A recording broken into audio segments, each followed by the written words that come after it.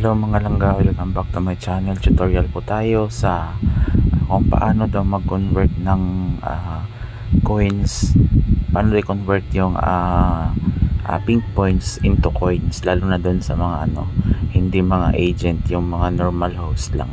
So dito po tayo dadaan kasi magkaiba po tayo ng pwera na lang kung agent ka, makikita mo agad yung USDT form mo, pero pag host ka lang, so dito tayo dadaan dito sa tatlong P, A, tapos YE, tapos R, tapos .com. Yun, search na lang sa search bar. So ngayon ay dito ilalagay ninyo dito yung ID number ninyo, kunwari ito. So i-click ninyo itong confirm. So ayan, pag nakita nyo na po yung profile or logo ninyo na sa inyo talaga, so kayo yan, so mag scroll down kayo, hanapin niyo si USDT. So as you can see na dito si USDT, i-click mo lang si USDT. Ayan, click mo si USDT. So nandito naka-check na si USDT, may violet na nakapalibot sa niya. So ito sa ibaba may copy dito na contract address. Yan, so copy mo yung contract address. So pag na-copy mo na, so balik ka dun sa Popo mo. So nandito ka na sa Popo mo, click mo dito yung points mo. So pag click mo sa points mo, punta ka dito sa withdraw. So kapag nandito ka na sa withdraw, bakit ayaw? Okay, yan. So pag nandito ka na sa withdraw,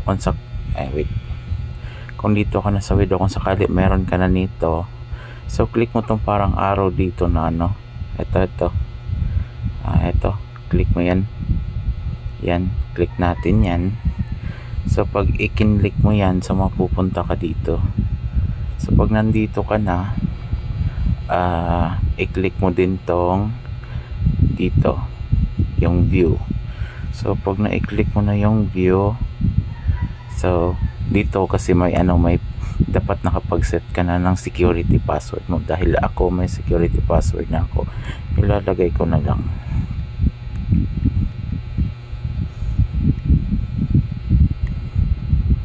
So ayan, so pag nandito ka na sa mo, sakali wala to, sige, pagpalagay natin wala yan, eto wala to siya, para malaman ninyo, i-X ko yan. So ayan, as you can see, kung ito yung makikita ninyo sa ninyo, ito may nakalagay dito, please enter. So i-click nyo lang yan, tapos i-long press ninyo. So pag na long press ninyo, may paste dyan, so click nyo yung paste. Ayan na yung contract address mo sa pag mo ng para ma-convert yung coins mo. So click mo yung submit.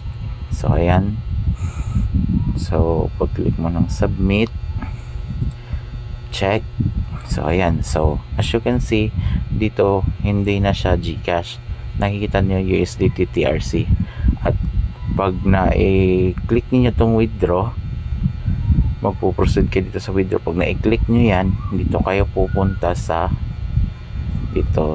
main page ninyo. So pag nandito na kayo, dito yan mapupunta yung coins ninyo.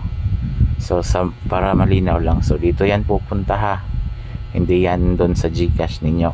Kung sino yung gustong mag-convert neto, kung meron na kayong sapat neto, pwede niya i-convert papuntang dito. Naiintindihan nyo ba? Kung sino may 100, kumbaga kung sino nakapag 100k na ayaw ninyo mag-withdraw sa GCash, gusto nyo coins na lang para ipanglalaro ninyo, yun yung gagawin ninyo through USDT. So ayun, sana po nakatulong.